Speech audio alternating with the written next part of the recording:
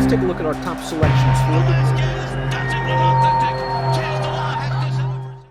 Dan Illman, Mike Beer, race number 9 at Aqueduct on Sunday is the Winter Memories Stakes. Let's throw up the field. We're going a mile and a 16th on the inner turf. This race for 3-year-old fillies, 7 entered for the turf. The 8 Thankful, a main track only entrant. The number 1, Speak to Me of Summers, your 2-1 morning line favorite. She had some trouble last time out in the Sands Point, Mike. She did have some trouble. It didn't matter at the end, Dan. She was only going to be second, and that's where she wound up. But overall, she's very consistent and a nice fit in this race. Let's throw up the Timeform US pace projector. I agree with Timeform US's take in that this race will not be run at a very fast clip and that the number 5 Duopoly can make the lead. I do wonder if the European raider, the 4 Faccio Io, can take up a stalking position. This horse showed a little bit of tactical speed in Italy. Yeah, we'll see if she can keep up with the pace over here. If nothing else, it shouldn't be fast for her. But I agree with you and with Timeform US. I think Duopoly will be on the lead, and I think she'll be fairly clear early. Speak to Me of Summer is already a graded stakes winner. We're going to watch her last race, the Grade 2 Sands Point. Also coming out of that race is one of Chad Brown's trained runners in here, Selflessly, and neither one of them had a good trip. You see in the blue and white striped cap, Speak to Me of Summer just kind of ran up onto heels, and by the time she gets clear, it's way too late. Tammy here is a very nice horse, but she does run on well for second. As for Selflessly, she was in and among horses turning into the stretch, kind of got shuffled back, had to come widest. Neither one of them had a great trip. Neither one of them probably wins with a better trip, but they both fit very well here. Yeah, neither one of them was going to win, but they both have mild excuses for that race. Speak to Me of Summer got the trouble comment, and Selflessly didn't, but they did both have, a little bit of trouble there, and Selflessly just got a little bit blind switched, it looked like, at the top of the stretch.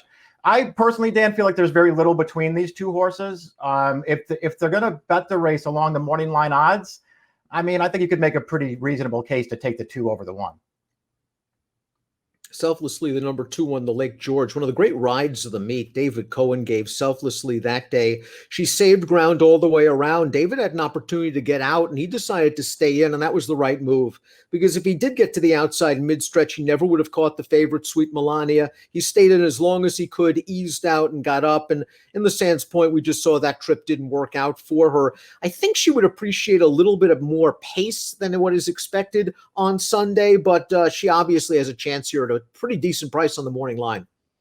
Yeah, I think she definitely does have a chance in here. I think if you just look at her on paper, she looks a little inconsistent. And I don't know if she really is then. She's really had some excuses in her races. And when she gets a clean trip, she's pretty good. Vigilante's Way, the number 3, Shug McGahee trainee, daughter of Medaglia d'Oro, seems to be going the right way. She had a mini 2-race win streak snapped last time out in the Hilltop Stakes over Yielding Ground. Let's watch that race. I thought Forrest Boyce gave her a pretty good trip in here, saving ground most of the way. You see her in the Phillips colors now, getting to the outside. Vigilante's Way is not going to change leads in the stretch, but she is going to try to really grind this out, and she ends up finishing a close second in a field that's produced 3 next out winners already. Yeah, she ran fine in here. You can see she's not really finishing fast, but she's just forging on all the way. The winner of the race is actually pretty good. Listen, she's run well in both of her turf races. I feel like she's taken a pretty big step up in class here, but she has a lot of upside with a big pedigree. Faccio Io won 3 races in Italy. She ran in the Italian 1,000 guineas last time out, and I thought she got a pretty good trip overall over that soft going. She was in the second flight right behind the leaders, and I wonder if the jock stayed in, maybe he would have won that race. He kind of moved sideways to get to the middle of the course and come with his run, and Faccio Io was only beaten a length. I just look at that field. That field was not very strong at all. She's going to be tested here. Yeah, I don't think she's necessarily found an easy spot here. There are just, some real questions surrounding her.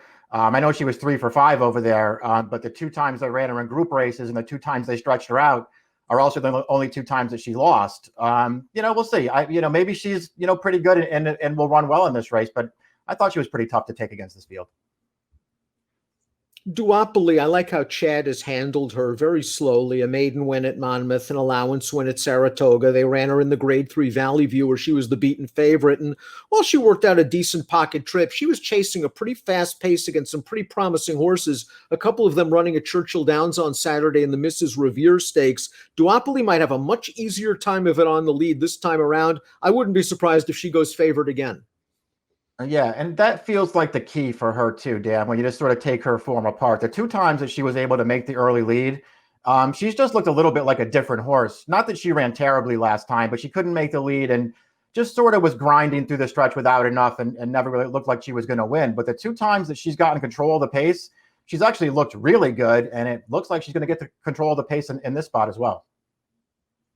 The expected lack of pace in this race could work against our next two entrants, the 6 High Opinion, the 7 Cristal. Let's watch High Opinion's stunning, well, not to you, I think you actually put this horse in your top 3 in your analysis, 97-1 win on the turf going 7 furlongs. She's in the green silk, she's the number 6, and she's got a lot of work to do, but she really kicks this into high gear late. She got a nice pace set up, as you see. She didn't have to lose much ground.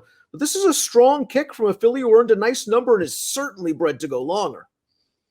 Well, I mean, if nothing else, she took a huge step forward there. I mean, her turf debut back in June, she basically did no running at all in that race. Got a little time off, came back, and just charged down a loose leader in that race. Obviously, a big step forward. Now they're going to take a real shot here. This is a very tough spot for this filly. Cristal is somewhat interesting because you can make the argument she really needed her last race. She hadn't run in about 10 and a half months. She caught a field with no pace whatsoever, and she was sort of one pace down to the wire. She can easily improve off that race, and she did some good things as a 2-year-old, a stakes winner and graded stakes place behind Selflessly in the Miss Grillo.